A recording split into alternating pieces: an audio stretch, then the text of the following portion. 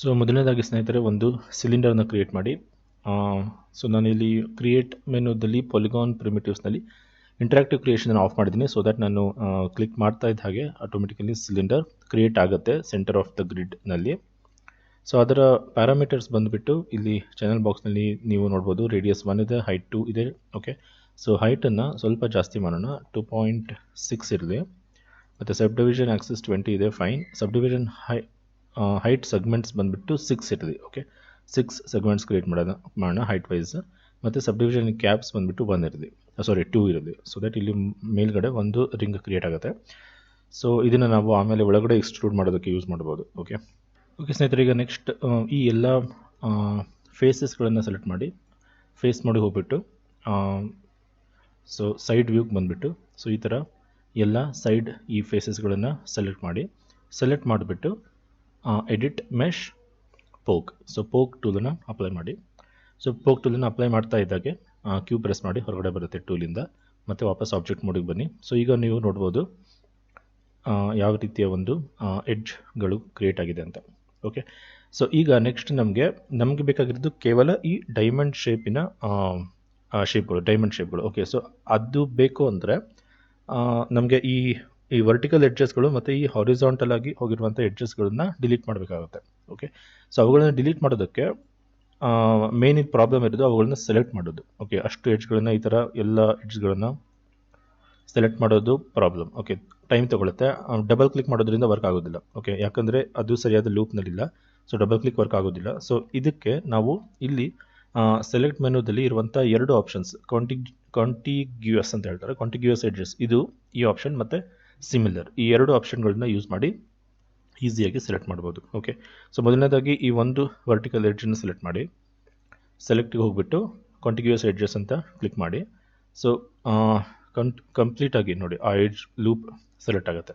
So ಏನು ಮಾಡಿ ಇದನ್ನು ಡಿಸೆಲೆಕ್ಟ್ ಮಾಡಿ. ಓಕೆ, ಸೊ ಈ ಮೇಲ್ಗಡೆ ಮತ್ತು ಕೆಳಗಡೆ ಏನು ಸೆಲೆಕ್ಟ್ ಆಗಿದೆ ಅದನ್ನು ಡಿಸೆಲೆಕ್ಟ್ ಮಾಡಿ. ಆ ಕಡೆ ಮತ್ತು ಈ ಕಡೆ ಇರುವಂಥ ಎಡ್ಜಸ್ಗಳು ಸೆಲೆಕ್ಷನ್ ಹಾಗೆ ಇರಲಿ. ಸೊ ನಂತರ ಸೆಲೆಕ್ಟಿಗೆ ಹೋಗ್ಬಿಟ್ಟು ಮತ್ತು ಸಿಮಿಲರ್ ಅಂತ ಕ್ಲಿಕ್ ಮಾಡಿ. ಓಕೆ, ಸೊ ಸೆಲೆಕ್ಷನ್ ಆ ಎಡ್ಜಸ್ಗಳ ಸೆಲೆಕ್ಷನ್ ಕರೆಕ್ಟ್ ಆಗಿದೆ, ಹಾಗೇ ಇದೆ. ಸಿಮಿಲರ್ ಅಂತ ಕ್ಲಿಕ್ ಮಾಡಿ. ಆಗ ನೀವು ನೋಡ್ಬೋದು ಎಲ್ಲ ವರ್ಟಿಕಲ್ ಎಡ್ಜ್ಗಳು ಸೆಲೆಕ್ಟ್ ಆಗಿದೆ. ಓಕೆ, ಸೊ ಈಗ ಇದನ್ನು ಡಿಲೀಟ್ ಮಾಡಿ. ಸೊ ಡೈರೆಕ್ಟಾಗಿ ಡಿಲೀಟ್ ಮಾಡಬೇಡಿ. ಎಡ್ಜಸ್ಗಳನ್ನು ಡಿಲೀಟ್ ಮಾಡುವಾಗ ಯಾವಾಗಲೂ ಕೂಡ ಡೈರೆಕ್ಟಾಗಿ ಡಿಲೀಟ್ ಮಾಡಬಾರ್ದು.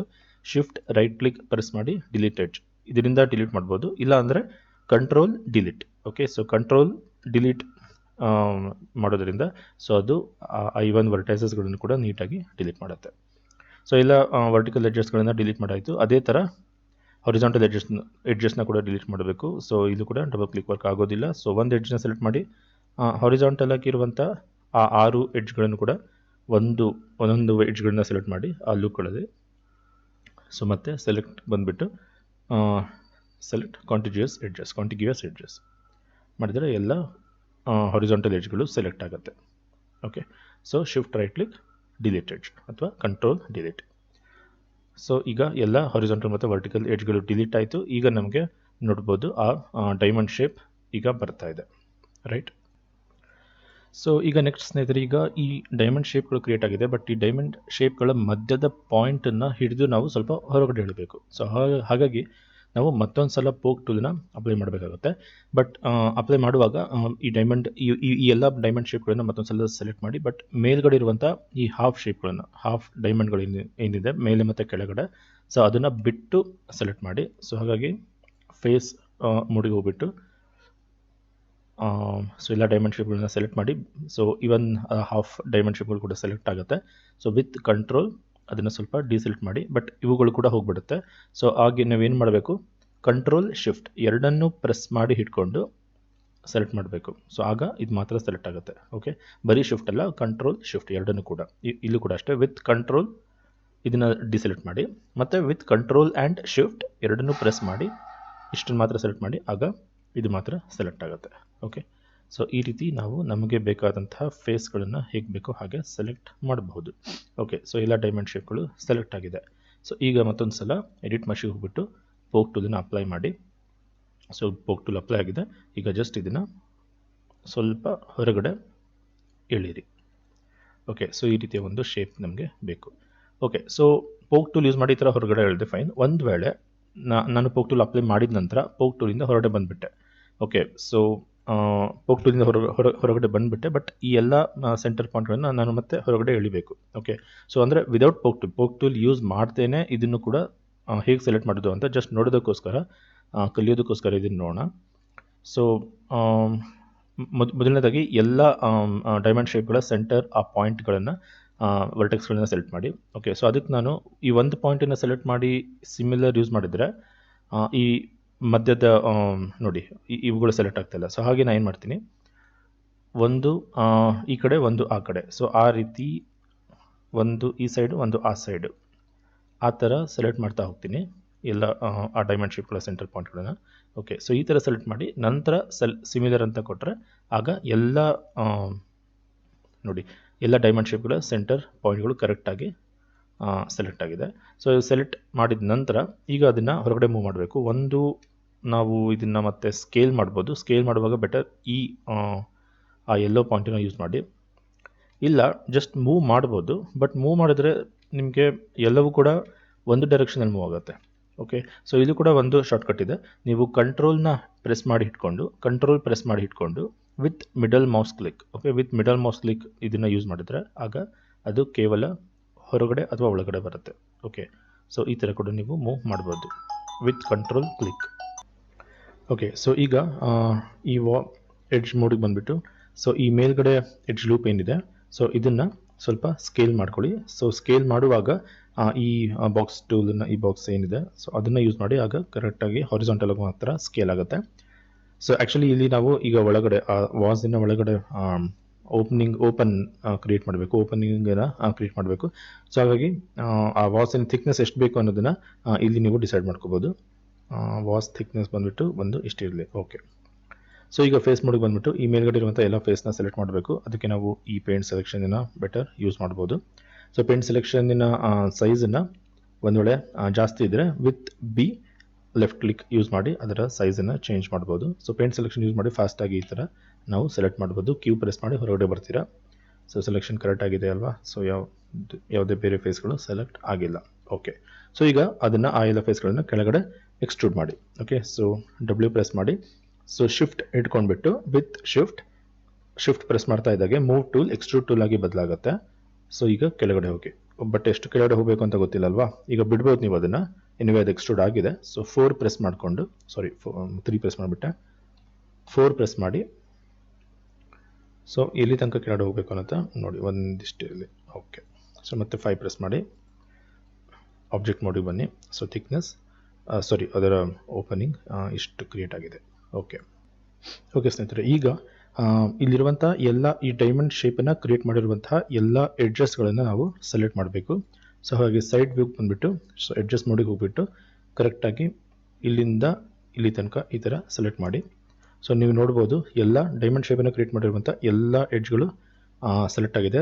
ಸೆಲೆಕ್ಷನ್ ಆಲ್ಮೋಸ್ಟ್ ಕರೆಕ್ಟ್ ಆಗಿದೆ. ಕೆಳಗಡೆ ಏನೂ ಸೆಲೆಕ್ಟ್ ಆಗಿಲ್ಲ, ಮೇಲ್ಗಡೆ ಒಳಗಡೆ ಎಡ್ಜ್ಗಳು ಸೆಲೆಕ್ಟ್ ಆಗಿಬಿಟ್ಟಿದೆ. ಸೊ ಅದನ್ನು ನಾವು ಈಸಿಯಾಗಿ ಡಿಸೆಲೆಕ್ಟ್ ಮಾಡ್ಬೋದು. ಕಂಟ್ರೋಲ್ ಪ್ರೆಸ್ ಮಾಡಿ ಇಟ್ಕೊಂಡು ಒಂದನ್ನು ಡಿಸೆಲೆಕ್ಟ್ ಮಾಡಿ, ನಂತರ ಮತ್ತೊಂದರ ಮೇಲೆ ಡಬಲ್ ಕ್ಲಿಕ್ ಮಾಡಿ. ಸೊ ಆಗ ಎಲ್ಲವೂ ಕೂಡ ಡಿಸೆಲೆಕ್ಟ್ ಆಗುತ್ತೆ. ಸೊ ಇಲ್ಲಿ ಕೂಡ ಸೆಲೆಕ್ಟ್ ಆಗಿದೆ. ಸೊ ಇದನ್ನು ನಾವು ಜಸ್ಟ್ ಕಂಟ್ರೋಲ್ ಪ್ರೆಸ್ ಮಾಡಿ ಇಟ್ಕೊಂಡು ಈ ಥರ ಎಲ್ಲವನ್ನು ಕೂಡ ಡಿಸೆಲೆಕ್ಟ್ ಮಾಡ್ಬೋದು. ಇದು ಕೂಡ ಅಷ್ಟೇ ನೋಡಿ, ಇಲ್ಲೂ ಕೂಡ ಓಕೆ ಸೆಲೆಕ್ಟ್ ಆಗಿತ್ತು, ಇಲ್ಲೂ ಕೂಡ ಒಂದು. ಓಕೆ, ಸೊ ಕೇವಲ ಡೈಮಂಡ್ ಶೇಪ್ಗಳನ್ನ ಸೆಲೆಕ್ಟ್ ಆಗಿರುವಂಥ ಡೈಮಂಡ್ ಶೇಪ್ ಕ್ರಿಯೇಟ್ ಮಾಡಿರುವಂಥ ಎಲ್ಲ ಎಡ್ಜ್ಗಳನ್ನ ಸರಿಯಾಗಿ ಸೆಲೆಕ್ಟ್ ಮಾಡಿದ್ದೀವಿ ಅಂತ ನೋಡ್ಕೊಂಬಿಟ್ಟು. ಓಕೆ, ಸೊ ಈಗ ಇದಕ್ಕೆ ಬೆವೆಲ್ ಅಪ್ಲೈ ಮಾಡಿ. Okay, so shift right click bevel. So bevel ಟೂಲ್ನ ಅಪ್ಲೈ ಮಾಡಿ. ಫ್ರ್ಯಾಕ್ಷನ್ ವ್ಯಾಲ್ಯೂನ 0.5 ಇದೆ, 0.2 ಕೊಡಿ, ಅಥವಾ 0.15 ಇರಲಿ.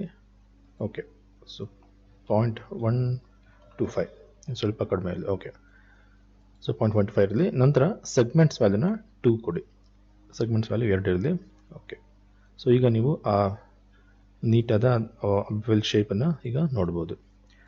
ಸೊ ವಾಪಸ್ ಆಬ್ಜೆಕ್ಟ್ ಮೋಡಿಗೆ ಬನ್ನಿ. ಸ್ವಲ್ಪ ಹೆವಿ ಆಗಿರ್ಬೋದು ಈಗ ಫೈಲ್. ಸೊ ಇದನ್ನು ಆಬ್ಜೆಕ್ಟನ್ನು ಸೆಲೆಕ್ಟ್ ಮಾಡಿ, ಅದರ ಹಿಸ್ಟ್ರಿನ ಬೆಟರ್ ಡಿಲೀಟ್ ಮಾಡಿ. ಓಕೆ, ಸೊ ಸ್ವಲ್ಪ ಹಗುರ ಆಗುತ್ತೆ. ಓಕೆ, ನೀವು ನೋಡ್ಬೋದು ಈಗ ನಮಗೆ ಬೇಕಾದಂತಹ ಆ ಶೇಪ್ ಆಲ್ಮೋಸ್ಟ್ ಬರ್ತಾ ಇದೆ. ಓಕೆ ಸ್ನೇಹಿತರೆ, ಈಗ ಸೊ ಇದಕ್ಕೆ ನಾವು ಈ ವಾಸ್ ಶೇಪ್ಗೆ ಆ ವಾಸಿನ ಒಂದು ಓವರ್ ಆಲ್ ಶೇಪನ್ನು ಕೊಡಬೇಕು.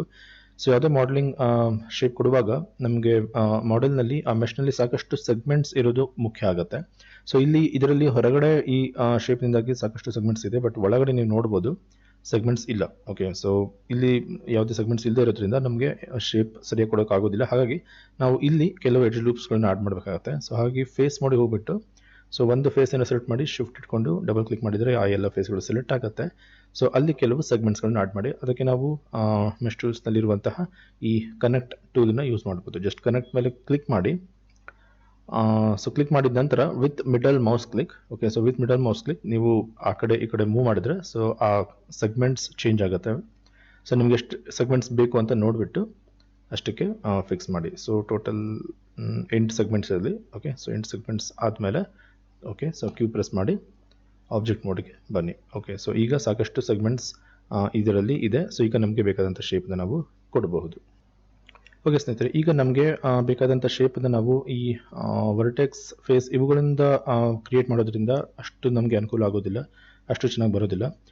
ಸೊ ಅದಕ್ಕೆ ನಾನು ಇಲ್ಲಿ ಬೆಟರ್ ಡಿಫಾರ್ಮರ್ನ ಯೂಸ್ ಮಾಡ್ತಾ ಇದ್ದೀನಿ. ಡಿಫಾರ್ಮರ್ನಲ್ಲಿ ನಾನ್ ಲೀನಿಯರ್ ಡಿಫಾರ್ಮರ್ನಲ್ಲಿ ಫ್ಲೇರ್ ಅನ್ನುವಂಥ ಡಿಫಾರ್ಮರ್ನ ಯೂಸ್ ಮಾಡ್ತಾ ಇದ್ದೀನಿ.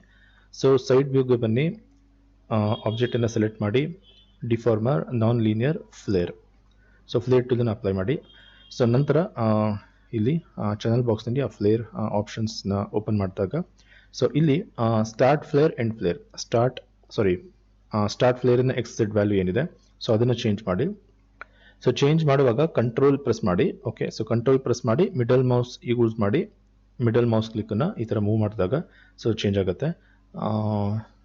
ಒಂದು ಇಷ್ಟಿರಲಿ. ಅದೇ ಥರ ಎಂಡ್ ಫ್ಲೇರ್ XZ ಅದನ್ನು ಸೆಲೆಕ್ಟ್ ಮಾಡಿಬಿಟ್ಟು ಅದನ್ನು ಕೂಡ with control middle mouse click change ಮಾಡಿ ಒಂದು ಇಷ್ಟಿರಲಿ.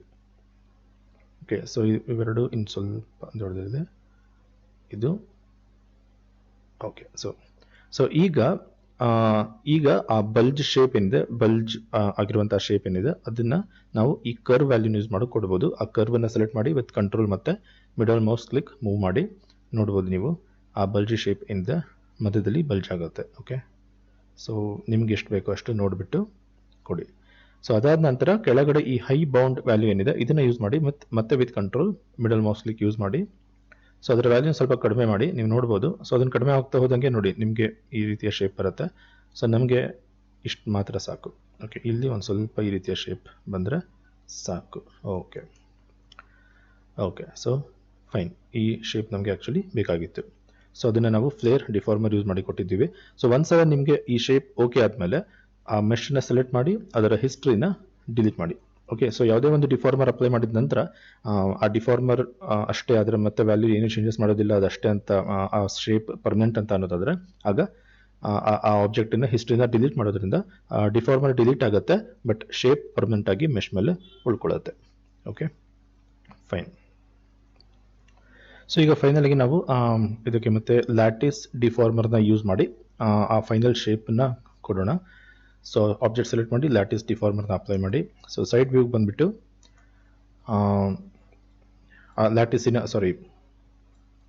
ಲ್ಯಾಟಿಸ್ ಮೇಲೆ ರೈಟ್ ಕ್ಲಿಕ್ ಮಾಡಿ ಲ್ಯಾಟಿಸ್ ಪಾಯಿಂಟ್ ಅಂತ ಸೆಲೆಕ್ಟ್ ಮಾಡಿ. ಸೊ ಆ ಪಾಯಿಂಟನ್ನು ಸೆಲೆಕ್ಟ್ ಮಾಡುವಾಗ ಈ ಥರ ಜಸ್ಟ್ ಕ್ಲಿಕ್ ಮಾಡಿಬಿಟ್ಟು ಆವಾಗ ಒಂದೇ ಪಾಯಿಂಟ್ ಸೆಲೆಕ್ಟ್ ಆಗುತ್ತೆ. ಸೊ ಡ್ರ್ಯಾಗ್ ಮಾಡಿ ಸೆಲೆಕ್ಟ್ ಮಾಡಿ 2 ಪಾಯಿಂಟ್ ಸೆಲೆಕ್ಟ್ ಆಗಿರುತ್ತೆ.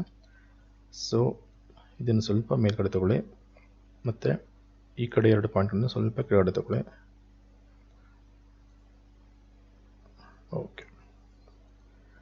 ಓಕೆ, ಇಷ್ಟೇ. ಸೊ ಈ ಶೇಪ್ ಮತ್ತೆ ಓಕೆ ಆದಮೇಲೆ ಮತ್ತೊಂದು ಸಲ ಆ ಲ್ಯಾಟಿಸ್ ಡಿಫಾರ್ಮರ್ನ ಕೂಡ ಡಿಲೀಟ್ ಮಾಡಬೇಕು. ಹಾಗಾಗಿ ಅದರ ಹಿಸ್ಟ್ರಿನ ಡಿಲೀಟ್ ಮಾಡಿ. ಸೊ ಎಲ್ಲ ಡಿಫಾರ್ಮರ್ಸ್ ಡಿಲೀಟ್ ಆಗಿದೆ, ಬಟ್ ಅವುಗಳ ಎಫೆಕ್ಟ್ ಮಾತ್ರ ಹಾಗೆ ಉಳ್ಕೊಂಡಿದೆ. ಫೈನ್.